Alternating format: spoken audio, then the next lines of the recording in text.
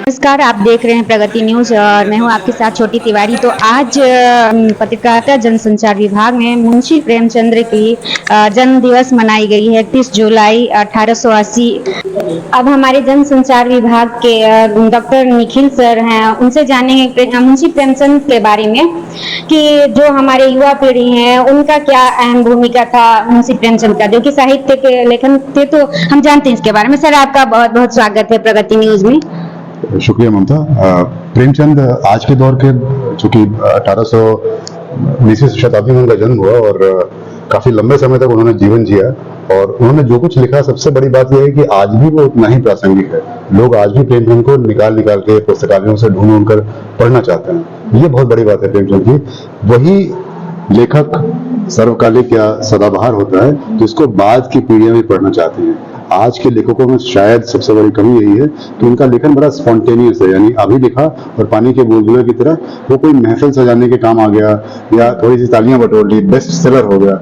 मगर प्रेमचंद सिर्फ best seller नहीं थे। एक कहानी को कहने की जो ताकत थी और जो किस्सा को यानी स्टोरी टेलिंग की जो एबिलिटीज थी वो बहुत खतरनाक, जो स्टोरी टेलिंग की जो उनकी जो क्षमता थी वो बहुत शानदार थी।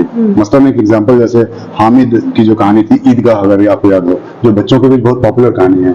ईदगाह में एक बच्चा मेले में जाता है और अपने घर के लिए, दादी के लिए उसको एक खिलौने खरीदने के लिए कुछ पैसे मिलते हैं। वो चाहता था उस खिलौने से 99% देखकर कुछ भी खरीदवा सकते थे। उसने उससे एक चिमटा खरीदवाया जो उसकी दादी को, बूढ़ी दादी को काम आएगा, ताकि तवे पे उसका हाथ न लगे। तो आप अपनी कहानी से किस वर्ग को एक्सप्रेस करते हैं और किसको संबोधित करना चाहते हैं, क्या संदेश देना चाहते हैं, ये बड़ा महत्वपूर्ण है। तो प्रेमचंद में वो कला बहुत ही खास थी कि आप अपनी कहानी से आखिर में किस वर्ग को और किसको, यानी वंचितों को, तो चिमटा कोई बच्चे खरीदते नहीं है आमतौर पर, मगर आप किस वर्ग को संबोधित करते हैं। तो आज भी दलितवादी, दुनिया भर के वाद आजकल प्रचलित हैं, उन सभी वादों से ऊपर प्रेमचंद है, क्योंकि उनकी कहानियों में आम आदमी की जो झलक है बहुत ही साफ दिखाई पड़ती थी। सर, अभी मुंशी प्रेमचंद से क्या सीख लेनी चाहिए आज की युवा पीढ़ी को?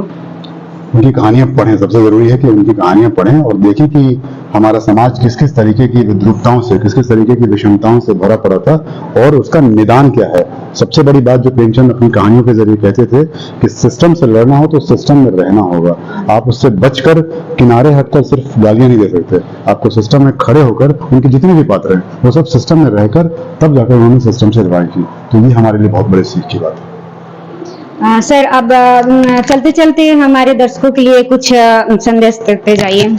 मैंने कहा कि सबसे जरूरी है कि प्रेमचंद को सिर्फ अपनी किताबों के शोरूम का एक पीस मत बनाकर रखिए। खूब कहानियां पढ़िए, अपने बच्चों को प्रेमचंद को पढ़ाइए, नए दौर की कहानियां पढ़िए, तभी जाकर साहित्य हम सबके बीच जिंदा रह सकेगा। बहुत बहुत धन्यवाद सर। आपके साथ सहपाठी मौजूद हैं यहाँ पे जनसंचार विभाग में, रूबी है, ज्योति है, शबनम है।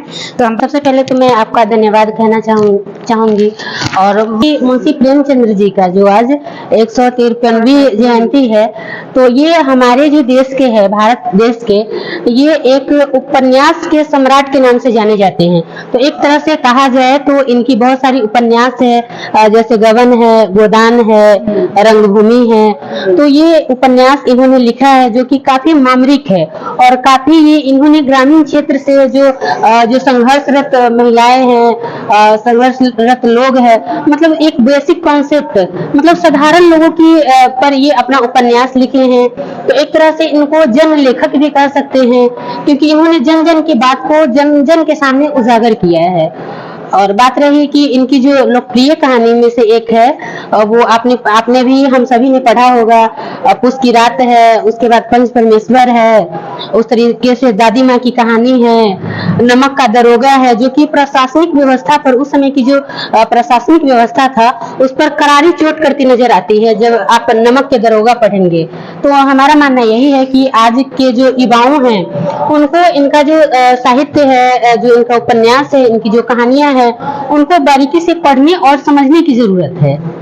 तो चलिए, आपका एक पंक्ति है जो बहुत अच्छी है, एक याद आ रही है कि तमन्ना नहीं है कि मैं मशहूर हो जाऊं, आप मुझे जानते हैं, यही बहुत बड़ी बात है।